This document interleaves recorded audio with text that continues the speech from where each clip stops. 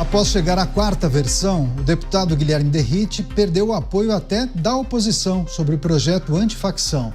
O parlamentar abriu mão de vários pontos, como a classificação de facções como terroristas, para tentar atrair o apoio do governo ao texto, o que não aconteceu. Enquanto o Planalto trata o texto como improviso e quer enterrá-lo, os conservadores pedem penas mais rígidas para criminosos, como o fim da audiência de custódia para reincidentes e a redução da maioridade penal. A oposição, inclusive, pediu o adiamento da votação para evitar a derrota do texto e articula avanço com o projeto antiterrorismo, que é um outro texto, enquanto o governo quer voltar a discutir a PEC da segurança pública.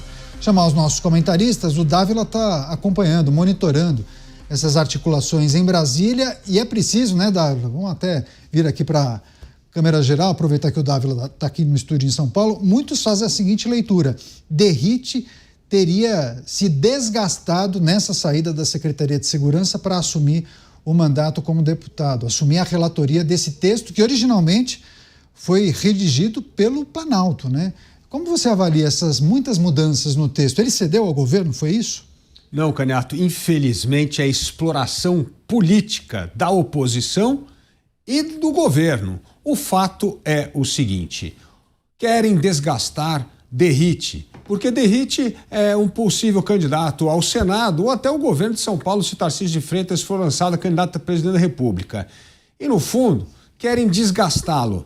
É um absurdo o que está acontecendo, porque nós estamos deixando de lado a questão central. O projeto de Derrite ataca o poder do crime organizado, sugere penas de 40 anos para faccionados em prisão de segurança máxima, reduz drasticamente a história do cumprimento de 1/6 da pena, ou seja, ataca problemas fundamentais para endurecer a pena contra faccionados. Isto é o que a população está pedindo nas ruas e nas pesquisas de opinião pública. Agora, se não encaixou no termo antiterrorismo, se a história de que devia ter menor, isso é outra história, gente. Nós temos que focar neste PL que tenta atacar o problema do crime organizado.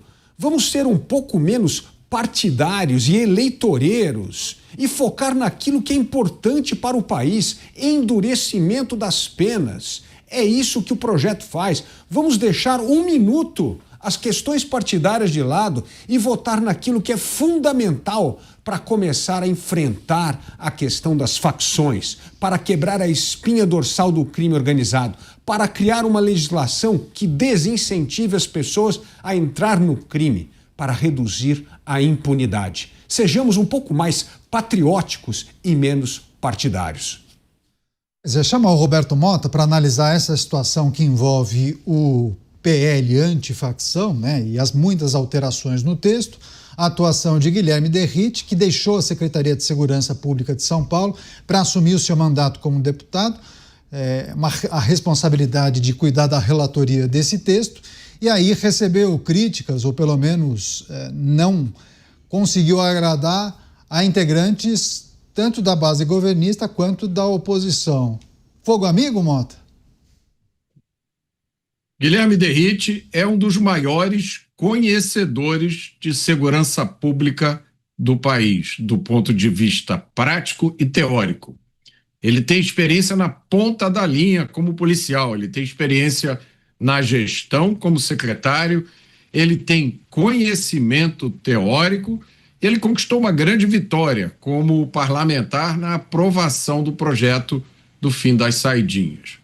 O seu projeto antifacção é excelente. Ele quebra a perna das facções.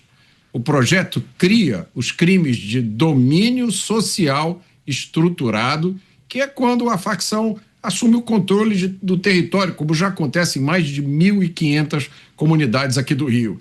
E também cria o crime de facilitação do domínio social estruturado. A punição é pesada, até 40 anos de cadeia. E o projeto prevê que os criminosos, ao contrário da lei atual, vão ter que passar na cadeia mesmo a maior parte desse tempo. Sem saidinha, sem progressão de regime e sem auxílio reclusão. Quem poderia ser contra um projeto como esse? Pois é. Chamar o Cristiano Beraldo, trazer também suas impressões. Beraldo, seja bem-vindo, uma ótima noite a você. O texto desse projeto antifacção, relatado por Guilherme Derrite, e as várias críticas destinadas a ele, né? A oposição se surpreendeu porque entende que ele cedeu ao governo. A base governista também, num primeiro momento, disse: como que o presidente da Câmara colocou o Guilherme Derrite? Ele vai querer se destacar porque provavelmente vai ser candidato ao Senado Federal no ano que vem, vai colocar algumas pautas que ele poderá utilizar isso lá no futuro. Enfim, Guilherme Derrite desagradou aos dois lados? Pode isso? Fica uma história estranha, não é, Canhato? Boa noite a você, ao Dávila, ao Mota, boa noite à audiência que prestigia diariamente os Pingos nos Is. A gente olha assim, o jeitão da coisa, né? Acha meio esquisito. Puxa, até ontem, o capitão Derrite, o deputado Derrite, era tão festejado, era reconhecido pelo seu profundo conhecimento de combate ao crime, os números que ele está apresentando na Secretaria de Segurança Pública de São Paulo, que ele, com muita competência, administra desde o início do governo Tarcísio. O que aconteceu? Será que ele mudou de ideia? Será que ele era uma fraude? Pronto, ele não sabia de nada, é só um espertalhão. Já sei, o Derrite está aí agora porque ele é amigo das facções criminosas.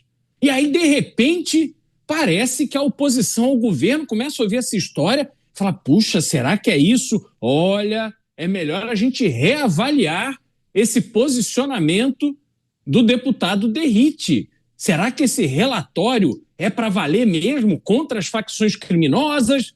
E aí começa uma conversa, Canhato, que não dá para entender. Aliás, chama muita atenção os aspectos que são levantados para dizer que o projeto apresentado por Derrite não presta.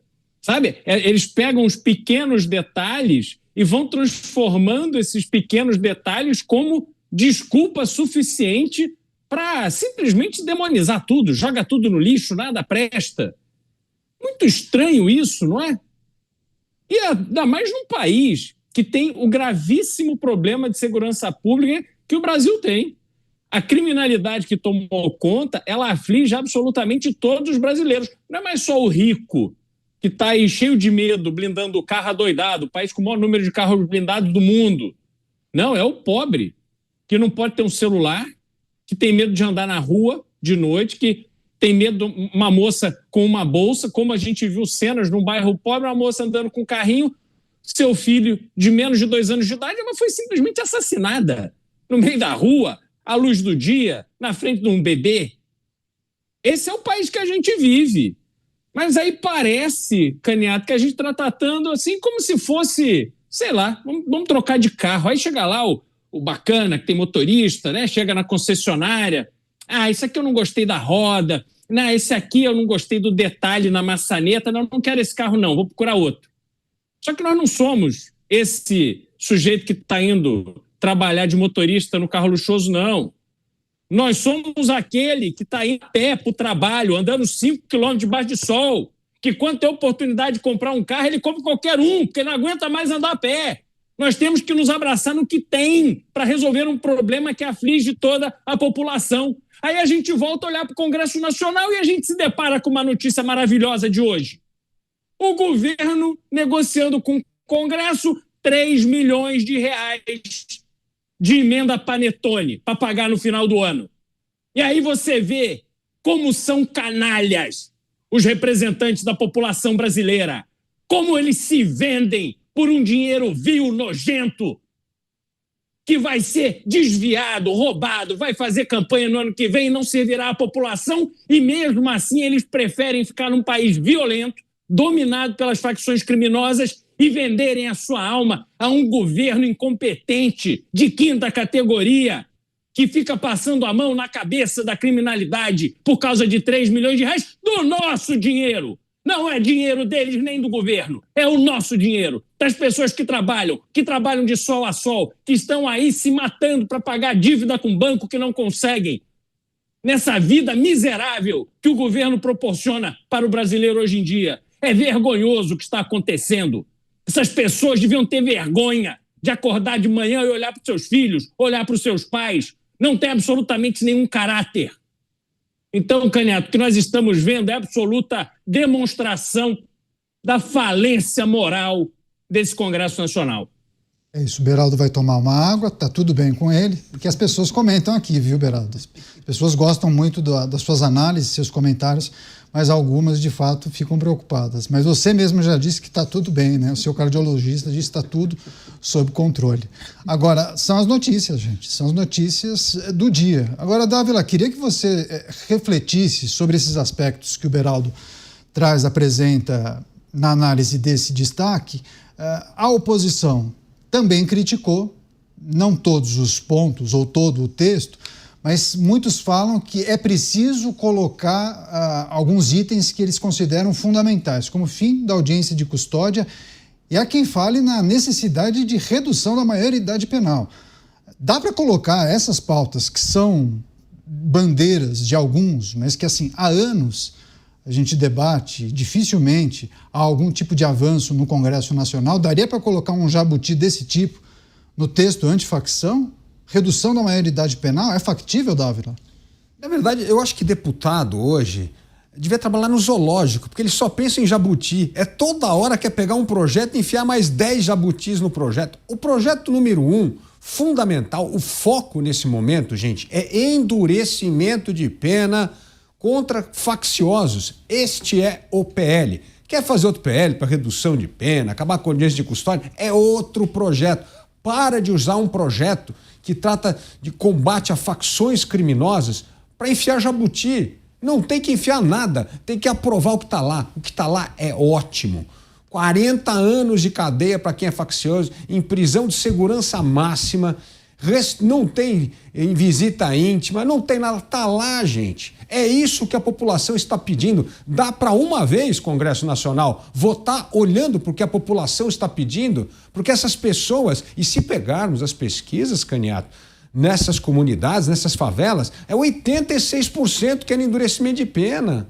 Então, assim, vamos uma vez deixar de lado essa disputa mesquinha, eleitoral, partidária, e votar o que a população quer, o que o Brasil precisa. E desta vez, tudo o que a população está pedindo é o que o Brasil precisa para começar a enfrentar, para valer, o crime organizado. Você, Mota, que reflexão é preciso fazer quando gente de dentro da direita ou da bancada da segurança pública também aponta o dedo, não aprova? Muitos dizem, bom, mas de que lado eles estão? Estão para ajudar, para apoiar, para colaborar? Ou, na verdade, a gente pode considerar que essas figuras acabam atuando dos dois lados, porque não querem, sei lá, o protagonismo daquela figura que está relatando, no caso, Guilherme Derrite. Mas poderia ser outro, né? Bom, primeiro, o fato de alguém se identificar como direita quer dizer muita coisa, né, Canhoto? A gente vê deputados, parlamentares identificados como direita no Congresso Nacional, votando para aprovar projeto de regulamentação de streaming, o projeto de isenção de imposto que não é isenção de imposto e cria outros impostos, enfim. Eu queria dizer ao Beraldo que tem pelo menos um telespectador assíduo do nosso programa que se une a ele nessa justíssima indignação. E eu vou dizer, eu tenho vontade aqui de me identificar como o Beraldo e também falar alto, porque eu não estou entendendo o que está acontecendo. Então, deixa eu falar bem claro para todo mundo entender. O projeto do Derrite é ótimo. O projeto antifacção que o Derrite está apresentando é o projeto que o Brasil precisa. Ele deveria ser aprovado imediatamente.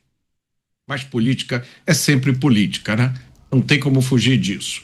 O que acontece é que o projeto do Derrite, uma vez aprovado, ele tem o potencial de virar o jogo. E olha, eu acho que eu nunca disse isso a respeito de nenhum projeto de segurança pública. Mas esse projeto, sim, Ele tem possibilidade de mudar o cenário do Brasil. E aí é lógico, isso daria a Guilherme Derrite ainda mais destaque, o que seria completamente merecido, porque Derrite é um dos maiores conhecedores da segurança pública do país. Ele é um dos operadores da segurança pública que já colocou a sua vida em risco. E essa é a medida do comprometimento e da sinceridade do cara que se classifica como especialista de segurança pública, né? Eu não vi, até agora, nenhum argumento razoável para que o projeto do Derrite seja nem mesmo criticado, quanto mais adiado ou não votado. E eu acho que esses ataques que nós estamos vendo, que estão sendo feitos a Derrite, ao projeto dele, só engrandecem o projeto e o próprio Derrite. Pois é, há uma divisão entre as manifestações das pessoas que nos acompanham. Alguns dizem, bom, mas ele cedeu porque se não cedesse, o texto provavelmente seria judicializado, não avançaria, porque a Corte Suprema entenderia que há dispositivos inconstitucionais. Então, muitos aqui defendem a postura de Guilherme Derrite como relator, já outros criticam, dizendo que ao ceder, agora ele é taxado como conivente com o governo federal. É uma situação muito delicada e há quem diga, inclusive, que Derrite teria caído em, entre aspas, em uma armadilha ao aceitar essa relatoria. Tinha condição de defender as suas ideias na Secretaria de Segurança. Há outros parlamentares ligados à segurança pública que poderiam fazer esse trabalho e que talvez, inclusive, a ida dele, pedir a licença para assumir o mandato, talvez tenha criado um mal-estar entre os parlamentares da bancada da segurança pública. É estranho quando não há consenso em torno do texto de Guilherme Derrite, né, Cristiano Beraldo?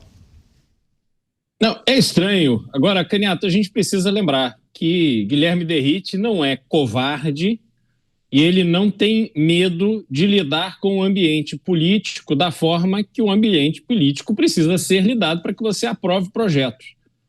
Portanto, ele sabe que projetos que são apresentados, especialmente projetos polêmicos, você apresenta o projeto, você sabe que tem ali gorduras, digamos assim, coisas que durante o processo de negociação você pode abrir mão, sem que o projeto tenha a sua essência alterada, e se usa isso para chegar ali a um desenho possível de aprovação. Isso acontece todos os dias e não é só no Brasil, não. Isso faz parte do jogo democrático, da discussão no parlamento. Agora, o que é impressionante é a covardia de muitos que se dizem da tal centro-direita, sei lá o que isso quer dizer, e que apoiam o combate ao crime organizado, que estão vendo, inclusive, essas pesquisas que saíram demonstrando um imenso apoio da população, não só do Rio de Janeiro, mas do Brasil, à operação feita pela Polícia Civil e Polícia Militar do Rio de Janeiro contra o Comando Vermelho. Portanto, essas pessoas vão usando uma narrativa absurda de que, por exemplo, Guilherme Derrite está querendo tirar o papel da Polícia Federal. Isso não existe. Guilherme Derrite sabe exatamente a importância da Polícia Federal e qual é o papel que a Constituição reserva à Polícia Federal. E isso está absolutamente preservado. Mas aí você vê os aproveitadores embarcando nesse discursinho fácil, querendo parecer que eles são mais preocupados com o combate ao crime organizado do que o próprio deputado Derrite. Isso, obviamente, não faz nenhum sentido. Pois é, e essa questão que envolve a Polícia Federal, até um outro parlamentar que já conversou várias vezes com a gente, o deputado Sanderson, ele é oriundo da Polícia Federal, então teve também uma dissonância com o deputado Sanderson, que não apoiou de imediato aquela primeira versão do texto de Guilherme Derrite. E em relação à Polícia Federal, Derrite chegou a explicar, que se as facções fossem enquadradas como grupos terroristas, sobraria para quem investigar esses casos pela legislação atual. Polícia Federal. Então, a Polícia Federal teria braço contingente para investigar todos os casos que envolvem crime organizado, que envolvem as facções? Certamente não, né? Faríamos o quê com as polícias civis, né? Com a inteligência dos estados, com os GAECos?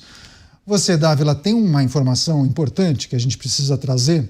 O Felipe Gustavo, que é o nosso coordenador, conversou com algumas lideranças partidárias, algumas fontes, e tem alguns parlamentares, viu, Dávila, que acreditam que tenha sido estratégia do presidente da Câmara e do próprio governo a escolha de Guilherme Derrite para relatar esse texto, que não é o texto da oposição, é o texto que foi formatado, né, foi redigido pelo Palácio do Planalto, mas a ideia seria desgastar Guilherme Derrite e tentar minar a candidatura dele para o Senado Federal. Dávila. Ou seja, colocar o interesse eleitoreiro à frente do interesse nacional, que é aprovar uma medida fundamental para combater o crime organizado. O fato é o seguinte: se foi com essa mentalidade perversa para tentar queimar Derrite, é hora da oposição e principalmente dos governadores começar a colocar pressão sobre os seus deputados para votar esta matéria na próxima semana.